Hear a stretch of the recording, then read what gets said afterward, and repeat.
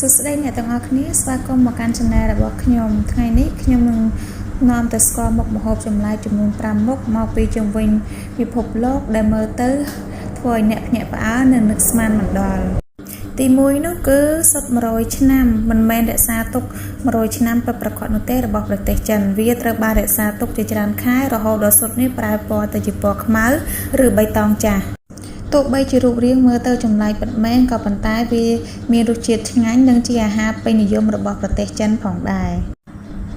មុខម្ហូបទី2នោះគឺពងទាកូនរបស់ប្រទេសហ្វីលីពីនជាទូទៅគេយកវាទៅស្ងោរហើយបន្ទាប់មកទៀតគេយកញ៉ាំជាមួយនឹងទឹកម្រេចឬក៏ជ្រក់ខ្ទឹមវាជាអាហារដ៏មានរសជាតិឆ្ងាញ់ដែលប្រជាជនហ្វីលីពីនចូលចិត្តញ៉ាំទី3ប្រទេសអ៊ីស្លង់នេះគឺជាសាច់ត្រីឆ្លាមដែលគេត្រូវបានបំលែងនិងសម្ងួតអស់ជាច្រើនខែដោយសារតែ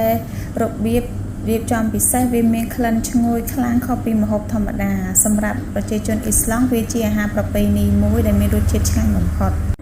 ទី4នោះគឺប្រទេសអ៊ីតាលីជាឈីប្រពៃណីមួយដែលមកពីកោះសាឌីនីវាល្បីទូទាំងពិភពលោកដោយសារតែវិធីផលិតដ៏ប្លែករបស់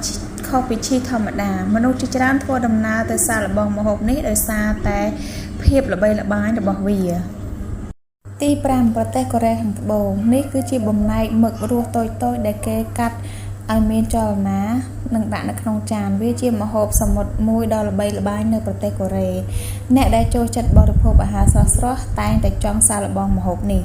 ចុះអ្នកទស្សនាវិញក្នុងចំណោមម្ហូបទាំង5នេះតើអ្នកហ៊ានសាកល្បងម្ហូបមួយណាសូមខមមិនប្រាប់ខ្ញុំនៅខាងក្រោមផងអរគុណសម្រាប់ការចូលចិត្តទស្សនាជួបគ្នានៅវីដេអូក្រោយបាយ